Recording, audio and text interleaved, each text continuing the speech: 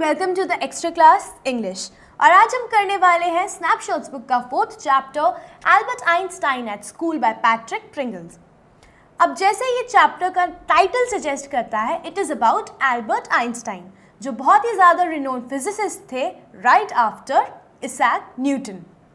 अब इस चैप्टर में बताया गया है उनके स्कूल में जो एक्सपीरियंस हुआ था उसके बारे में। तो एक बार क्लास के अंदर जब एल्बर्ट आइंस्टाइन बैठे थे, हिस्ट्री की क्लास चल रही थी, तो उनसे हिस्ट्री टीचर पूछते हैं कि मुझे तुम बताओ आइंस्टाइन कि कौन से ईयर में प्रशिया ने डिफीट किया था फ्रांस को इन द वाटरलू बैटल। तो एल्बर्ट आइंस्टाइन कहते हैं मुझे नहीं पता। तो मिस्टर बरुन, जो कि उनके हिस्ट्री टीचर होते हैं, वो पूछते हैं तुम्हें क्यों नहीं पता, इतनी बार तुम्हें पढ़ने को कहा गया, इतनी बार तुम्हें स्कूल में बताया गया, तुमने क्या कभी पढ़ा नहीं?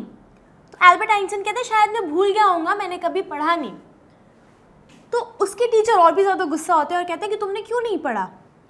तो एल्बर्ट आइंस्टाइन कहते हैं कि मुझे लगा नहीं, इसकी ज़रूरत नहीं लगी कि मुझे इसको पढ़ना चाहिए, ये सारे फैक्ट्स वगैरह तो पढ़ने की ज़रूरत ही नहीं होती क्योंकि ये तो हम कभी भी बुक्स के अंदर देख सकते हैं। तो हिस्ट्री टीचर बहुत ज़्यादा गुस्सा हो जाते हैं और उसे कहते हैं तो ऐसे तो तुम पूरी एजुकेशन सिस्टम को ही ऐसा मानोगे, फिर स्कूल आने का फ़ायदा ही क्या है जब तुम सारी चीज़ें बुक्स में पढ़ सकते हो। तो एल्बर्ट आइंस्टाइन कहते हैं कि हाँ बिल्कुल सही। तो वो बताते हैं ठीक है, तुम मुझे बताओ कि किस तरह का एजुकेशन सिस्टम होना चाहिए। तो एल्बर्ट आइंस्टाइन बताते हैं कि मुझे ऐसा लगता है कि ये डेट्स याद रखने में कोई फ़ायदा नहीं है, मैं उस बात को जानने में ज़्यादा इंटरेस्टेड हूँगा कि वॉर अगर दो कंट्रीज़ लड़ती हैं तो उसके पीछे रीज़न क्या है। ये डेट्स वगैरह, this is all the factual knowledge, इसकी हमें ज़रूरत नहीं है। तो उसके टीचर और भी ज़्यादा गुस्सा होते हैं और कहते हैं तुम चुप रहो, मुझे तुमसे और कुछ नहीं सुनना है, तुम पहले ये स्कूल के लिए और इस क्लास के लिए डिसग्रेस हो। तो एल्बर्ट आइंस्टाइन बोलते हैं कि आप ऐसा मेरे से क्यों इस तरह से बात कर रहे हैं। तो उनके हिस्ट्री टीचर ये बात कहते हैं कि तुम्हें अगर पढ़ना लिखना ही नहीं है तो तुम स्कूल क्यों आते हो, तुम घर पे क्यों नहीं रहते? तो एल्बर्ट आइंस्टाइन कहते हैं कि हाँ मैं तो रह लूँगा, लेकिन मेरे फादर नहीं मानेंगे, सिर्फ उनके कहने पे मैं स्कूल आता हूँ।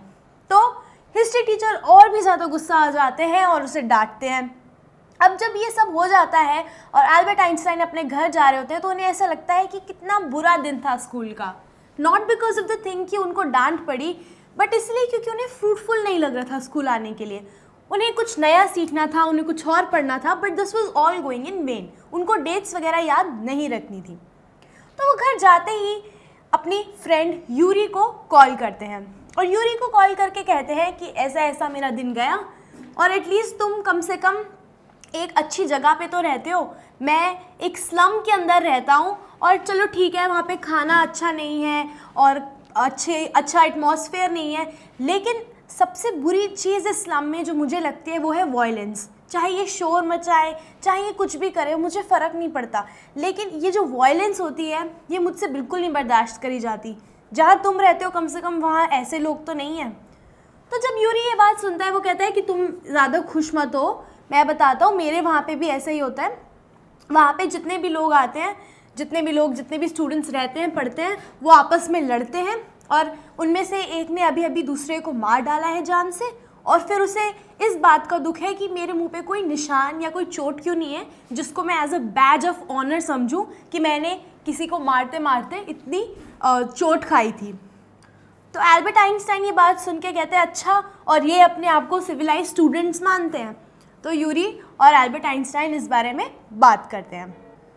तो यूरी एल्बर्ट आइंस्टाइन को बोलता है कि तुम भी तो स्टूडेंट ही, अगले साल जब तुम भी यहाँ से डिप्लोमा कर लोगे, तुम भी तो यहाँ पे आके जहाँ पे मैं रहता हूँ वहाँ पे स्टूडेंट होगे। तो एल्बर्ट आइंस्टाइन कहता है मुझे तो लगता ही नहीं कि मैं पास होने वाला हूँ यूरी, मेरे तो कोई चांसेस ही नहीं है।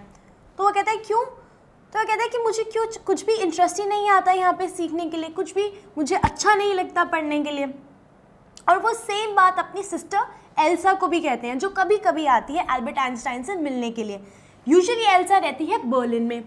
तो जब वो उसे ये बात बताते हैं तो एल्सा कहती है कि तुम इतने टेंशन मत लो, तुम पास हो जाओगे, मैंने तुमसे भी स्टूपिड लोग देखे हैं, तुमसे भी जिसे कहते हैं नालायक बच्चे देखे हैं जो पढ़ते हैं और उनको याद नहीं, उनको कुछ समझना नहीं होता, वो सिर्फ सब कुछ याद कर लेते हैं तोते की तरह और फिर उसको लिख के आ जाते हैं एग्ज़ाम में।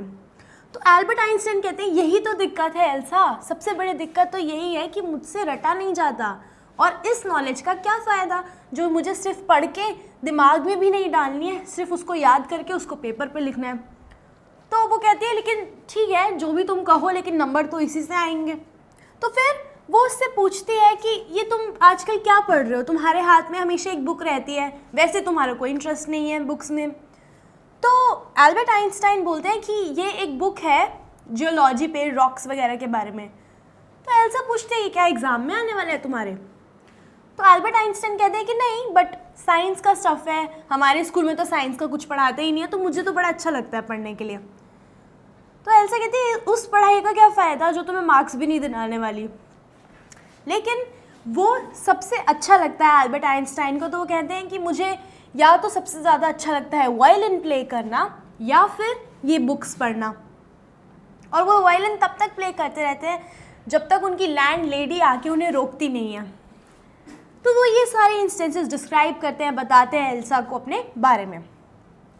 अब एक दिन जब वो यूरी से मिलते हैं तो वो कहते हैं कि बस यार मैं यहाँ पे और नहीं रह सकता, मुझे बिल्कुल भी नहीं पसंद आता। एक तो यहाँ पे स्लम का वायलेंस, ऊपर ये स्कूल में जाना, मुझे इंटरेस्ट भी नहीं आता ये क्या पढ़ाते हैं, बस मुझे यहाँ से बाहर जाना है कहीं।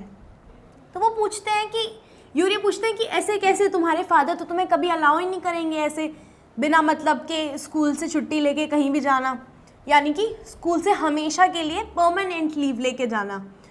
तो एल्बर्ट आइंस्टाइन कहते हैं कि यूरी तुम मुझे बताओ तुम्हारे कोई मेडिकल स्टूडेंट्स फ्रेंड्स हैं? तो यूरी कहता है हाँ कुछ है।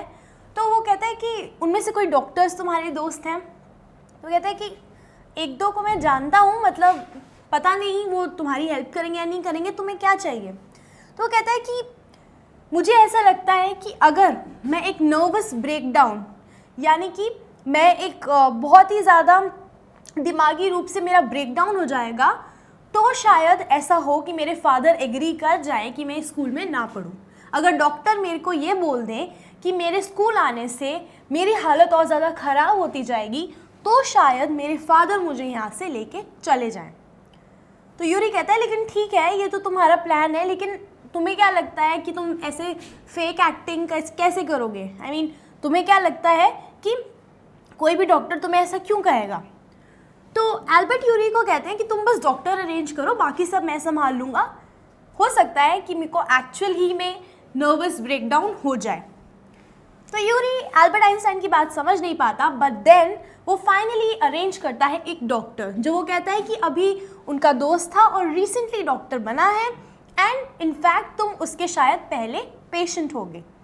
अब एल्बर्ट आइंस्टाइन ये दिमाग में बात ठान लेते हैं कि कुछ ना कुछ करके मुझे स्कूल से बाहर निकलना ही है। तो जब वो एक्चुअल में डॉक्टर के पास जाने लगे होते हैं, उनको इतनी ज़्यादा कॉन्शियसनेस हो जाती है, वो ऑलरेडी इतना सोच चुके होते हैं इस बारे में कि मैं डॉक्टर को क्या बोलूँगा, डॉक्टर मेरी बात मानेगा या नहीं मानेगा। तो एक्चुअल में उनको एक नर्वस ब्रेकडाउन होने वाला होता है। तो जब वो डॉक्टर के पास जाते हैं तो डॉक्टर उनसे मिलते हैं और डॉक्टर कहते हैं मुझे यूरी ने सब कुछ बता दिया है। तो एल्बर्ट आइंस्टाइन कहते हैं कि क्यों बता, यूरी को ऐसा बताना नहीं चाहिए था, बट देन क्योंकि डॉक्टर अर्न्स बहुत अच्छे होते हैं, बहुत अंडरस्टैंडिंग नेचर के होते हैं, तो वो एल्बर्ट आइंस्टाइन को कहते हैं कि ठीक है मैं तुम्हारी प्रॉब्लम समझ सकता हूँ कि तुम्हें स्कूल जाना नहीं अच्छा लगता, तुम्हें वहाँ जाके ये फैक्ट्स लर्न करना अच्छा नहीं लगता, तो मैं तुम्हें लिख के दे दूँगा, बट तुम उसके बाद क्या करने वाले हो? तो एल्बर्ट आइंस्टाइन कहते हैं कि जैसे ही मुझे स्कूल से छुटकारा मिल जाएगा मैं चला जाऊँगा इटली, मिलान, अपने पेरेंट्स के पास। तो वो पूछते हैं इसके आगे क्या करोगे? तो कहते हैं कि मैंने अपने मैथ्स टीचर से बात कर लूँगा कि मुझे एक सर्टिफिकेट दे दें, क्योंकि मेरी मैथ्स बहुत अच्छी है, तो मुझे एक सर्टिफिकेट दे देंगे, उसके अकॉर्डिंगली मैं अपना कहीं पे एडमिशन ले लूँगा और अपनी वो वाली पढ़ाई कर सकूँगा जिसमें मुझे एक्चुअली इंटरेस्ट है। तो जो डॉक्टर हैं वो उनको लिख के दे देते हैं, कहते हैं कि तुम्हें 6 मंथ्स का लिख के दे दूँ मैं ये? तो वो कहते हैं कि हाँ ठीक है, आप मुझे 6 मंथ्स के लिए ये लिख के दे दो कि मुझे स्कूल से दूर रहना है, वरना मुझे बहुत ही ज़्यादा सिवियर नर्वस ब्रेकडाउन हो जाएगा। तो डॉक्टर उसको लिख के दे देते हैं और पूछता है एल्बर्ट आइंस्टाइन डॉक्टर से कि अब इसके बदले में मैं आपको कितना पे करूं?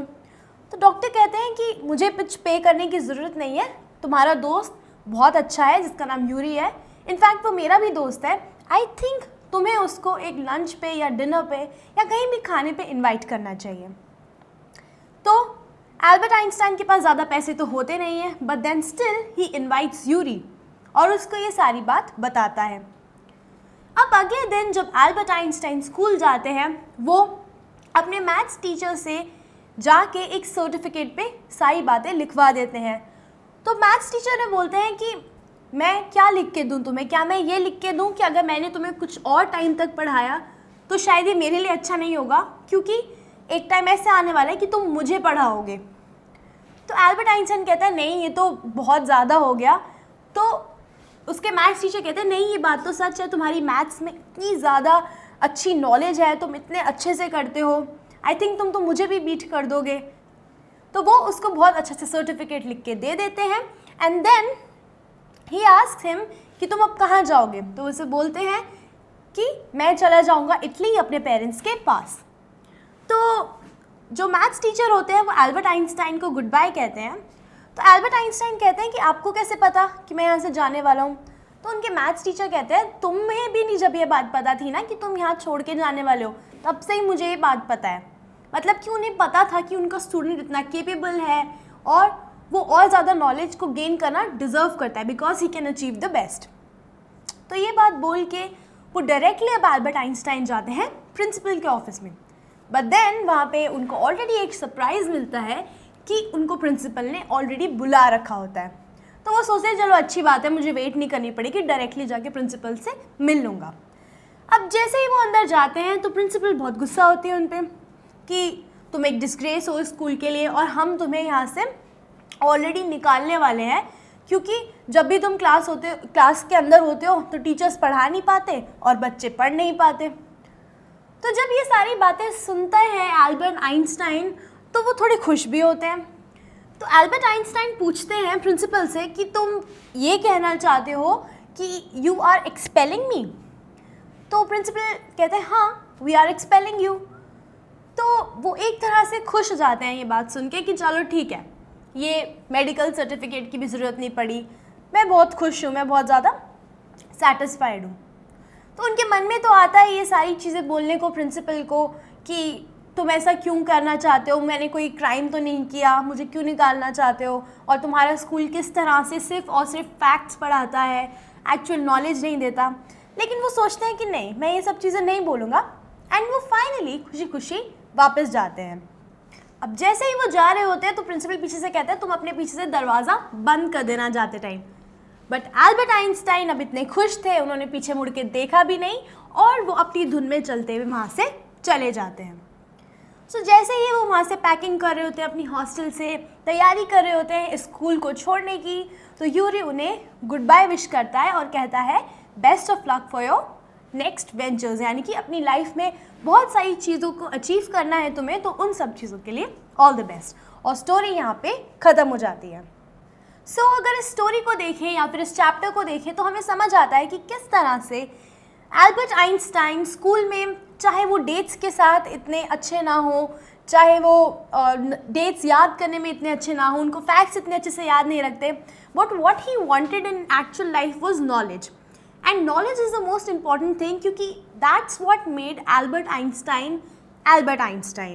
तो this is what the story is trying to convey कि किस तरह से इवन दो स्कूल में सब सोचते थे कि किस तरह का बच्चा है, ना पढ़ाने देता है ना खुद पढ़ता है, but then he actually achieved something in his life. Even after all the criticism, he decided to do what he liked, to do something जिस चीज़ में उन्हें इंटरेस्ट था, which further led him to the success of his life. तो ये हमें समझ आता है इस चैप्टर से। So that's all for this story, Albert Einstein at School by Patrick Pringle. In the next video, we will learn about the chapter Mother's Day. तब तक के लिए keep practicing, keep learning. Thank you.